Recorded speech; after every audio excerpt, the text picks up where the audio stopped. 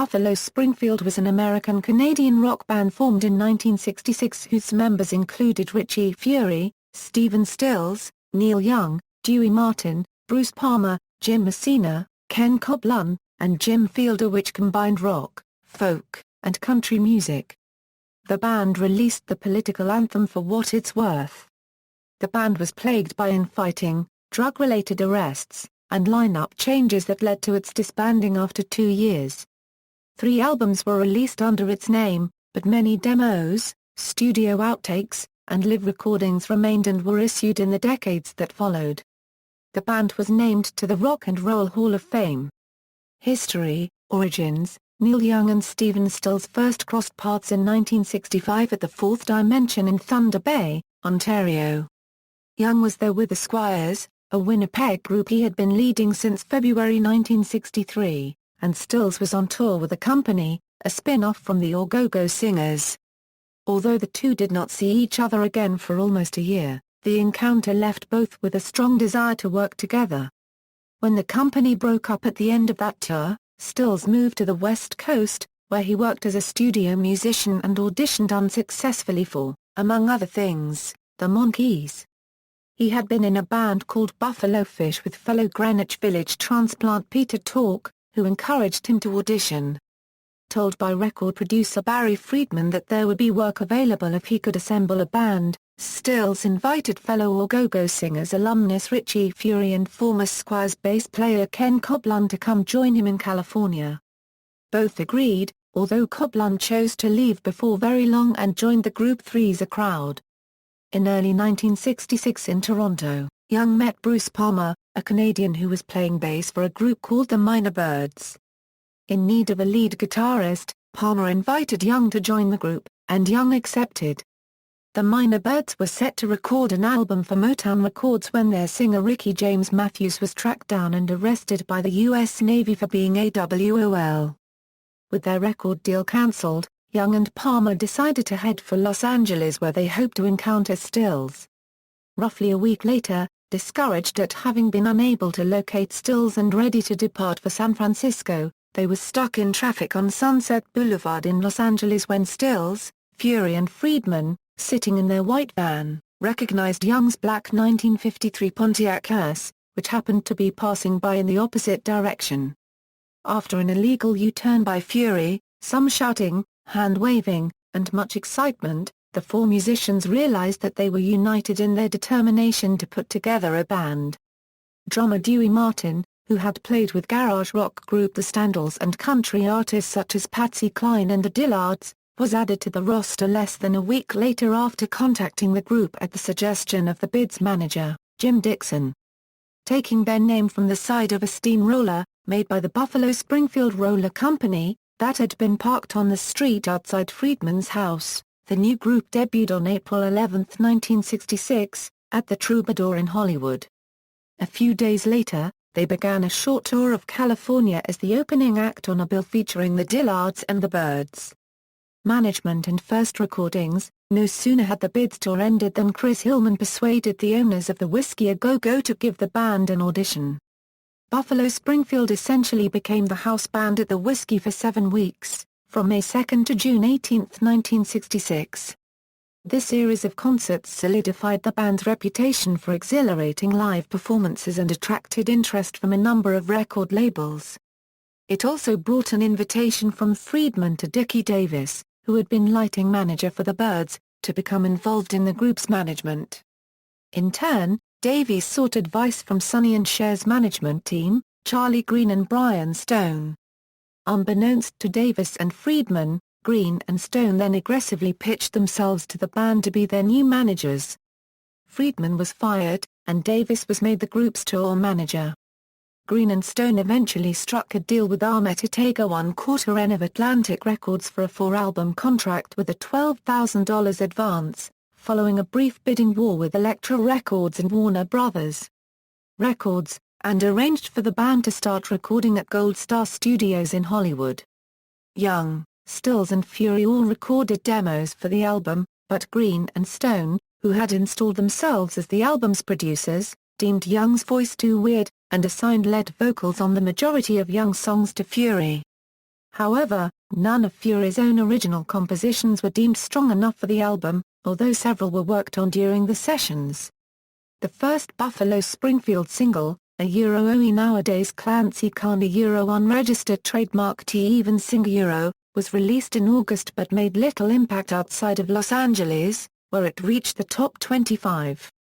The group was dissatisfied with and reworked some of their early recording efforts for the rest of the album. In fact, Young and Stills have long maintained that their own mono mix was superior to the stereo mix engineered by Green and Stone.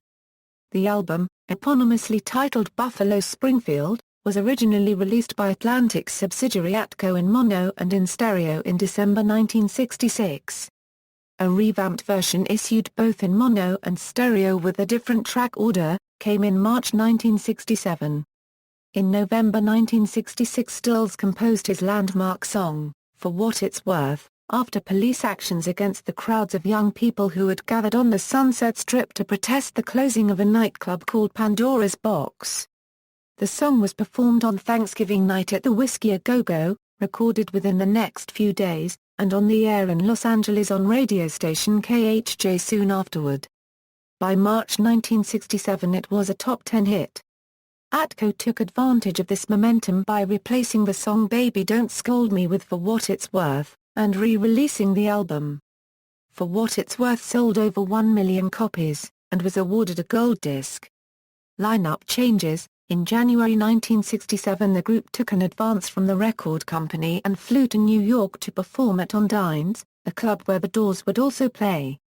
It was at this time that Palmer was first arrested for possession of marijuana and summarily deported back to Canada. The band moved back and forth between recording sessions and live appearances on both coasts.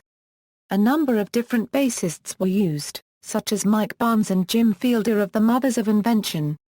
In one instance a live performance on the television show Hollywood Palace Springfield's non-bass playing road manager held a bass with his back to the camera while the band mimed to a pre-recorded track. An appearance on the Smothers Brothers Comedy Hour was taped on February 17, 1967, airing on February 26. Under these conditions work on the new album, tentatively titled Stampede, was markedly tense. Ever distrustful of Green and Stone, Young and Stills also bickered between themselves, and each insisted on producing the recording sessions for his own compositions. Furay, who had sung and played guitar on the first album but had not contributed any songs, also stepped forward and equaled Young's number for the group's second album.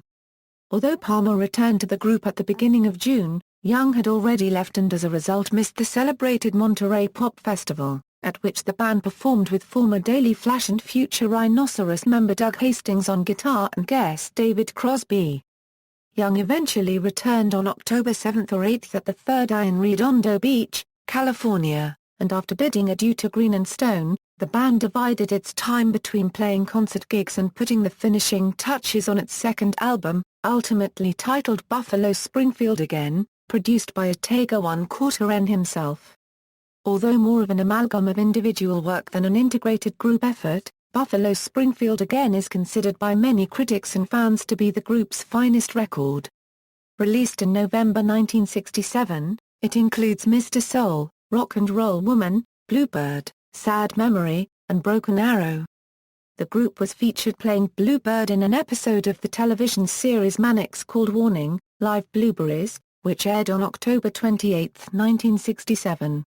For many Buffalo Springfield fans it is Bluebird, a Stephen Stills composition, that was then and remains the band's peak. Unlike the studio version which winds down after the instrumental break with a plaintive rendition of the third verse, accompanied by a banjo in live performances, the opening verses of Bluebird served as a springboard for an extended jam session, during which Stills, Young and Furay intertwined guitars for minutes on end. One such live jam version which was officially released on the 1973 compilation Buffalo Springfield had become a staple of FM radio in the late 60s and early 70s. Last Time Around, with strong reviews appearing all over the country, not only of Buffalo Springfield Again but of the band's performance as part of the Beach Boys' 5th annual Thanksgiving tour, things were looking up. However, In January 1968, Palmer's second deportation for drug possession once again threw a wrench into the works. This time, guitarist and studio engineer Jim Messina was hired as a permanent replacement on bass.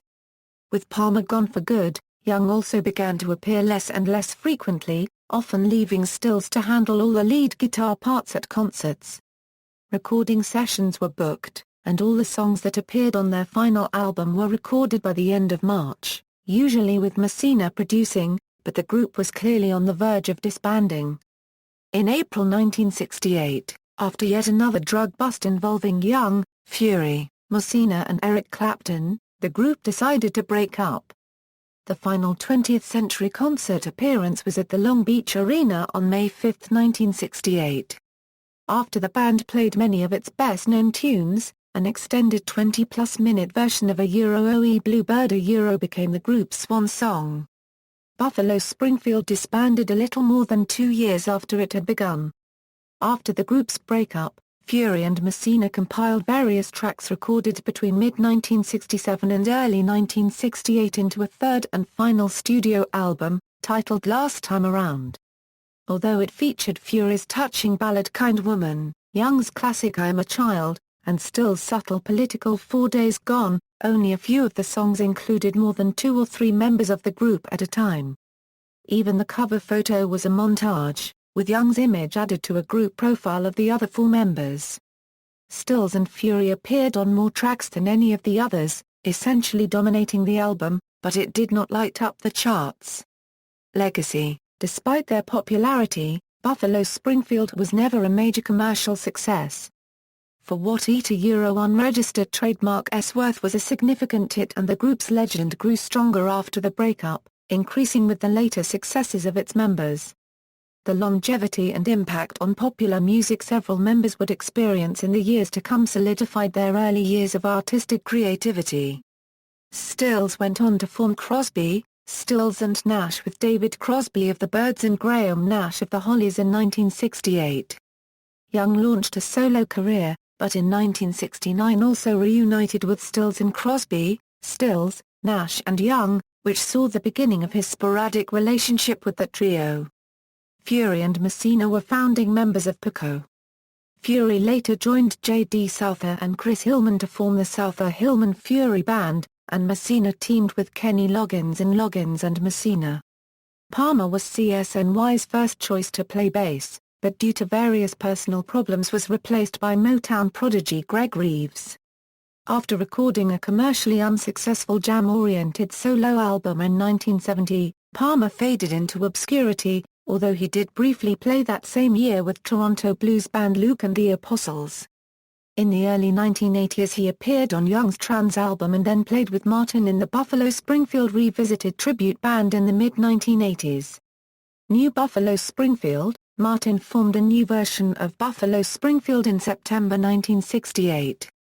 Dubbed New Buffalo Springfield, the lineup consisted of guitarists Dave Price and Gary Rolls, bass player Bob Apperson, drummer Don Poncha and horn player Jim Price, who later became a top session musician for Delaney Bramlett, the Rolling Stones, Joe Cocker and others. The new band toured extensively and appeared at the highly publicized Holiday Rock Festival in San Francisco on December 25, 26, 1968, but soon fell afoul of Stills and Young, who took legal action to prevent Martin from using the band's name. In February 1969 Martin and Dave Price formed a second version of New Buffalo Springfield with guitarist Bob B.J. Jones and bass player Randy Fuller, brother of the late Bobby Fuller. The band made some recordings with producer Tom Dowd overseeing, but they were scrapped. Another guitarist, Joey Newman, was added in June 1969, but 2 months later Martin was fired and the remaining members carried on as Blue Mountain Eagle. Martin then formed a new group called Medicine Ball, which released a lone album in 1970 for Uni Records. Martin also released 2 solo singles, one for Uni and one for SCA, which didn't appear on the album. During the 1970s he retired from the music industry and became a car mechanic. In 1984 Bruce Palmer teamed up with Frank Wilkes and Stan Endersby to form the Buffalo Springfield Revisited Band. Dewey Martin was brought up to Toronto, Canada to join in the band, and off they went on tour for the next 4, almost 5 years under this band name. Neil Young and Stephen Stills gave the BSA permission to tour with this name. Rock and Roll Hall of Fame. In 1997 the group was inducted into the Rock and Roll Hall of Fame, although Young did not appear at the induction ceremony. In 2001 an eponymous, career-spanning, 4-disc box set was assembled by Young and released. The first 3 discs feature many alternate takes, demos and alternate mixes of the band's material, with the 4th containing the group's first 2 albums. Reunion. On his 2000 albums Silver and Gold, Young sang of his desire to reform the group and to see those guys again and give it a show to Euro. A full reunion is no longer a possibility with the deaths of Palmer in 2004 and Martin in 2009. Surviving Buffalo Springfield members Young, Stills, and Furay reunited at the annual Bridge School benefit concerts on October 23 and 24, 2010, in Mountain View, California. Rolling Stone called the performance nostalgic, blissful, and moving. Buffalo Springfield reunited for 6 concerts starting in Oakland on June 1, 2011, followed by dates in Los Angeles and Santa Barbara before moving on to play the 2011 Bonnaroo Music and Arts Festival in Manchester, Tennessee. The band consisted of Furay, Stills, and Young, with a lineup completed by Rick Rosas and Joe Vitale. According to Richie Furay and a band spokesman, the band was supposed to do a full tour in 2012, but this was put on hold, because of Young recording 2 new albums with Crazy Horse. On February 27, 2012, Furay announced that the band are on indefinite hiatus. Band members, former members, Richie Furay Euro guitar, vocals, Stephen Stills Euro guitar, keyboards, vocals, Neil Young Euro guitar, harmonica, piano, vocals, Dewey Martin Euro drums, vocals, Bruce Palmer Euro bass guitar, Jim Messina, bass guitar, Ken Koblun, bass guitar, additional musicians, Joe Vitale Euro drums, vocals, Rick Rosas Euro bass guitar, discography, studio albums, compilations, singles, see also, Neil Young Portal, references. Bibliography, Ian Arson, Jay and Furay, are For What It's Worth, The Story of Buffalo Springfield Lanham, Cooper Square Press. ISBN 978-0-8154-1281-6. Long, P. Ghosts on the Rawada Euro Neil Young in Concert London, Old Homestead Press. ISBN 978-0-9526517-1-0. Additional material from an 80-page booklet included in the 4-CD box set Buffalo Springfield featuring a discography, a concert chronology prepared by P. Long and essays by P. Long and K. Viola. External links, Expecting to Fly The Buffalo Springfield Story, Buffalo Springfield at AllMusic, Buffalo Springfield interviewed on the Pop Chronicles, Buffalo Springfield at the Rock and Roll Hall of Fame.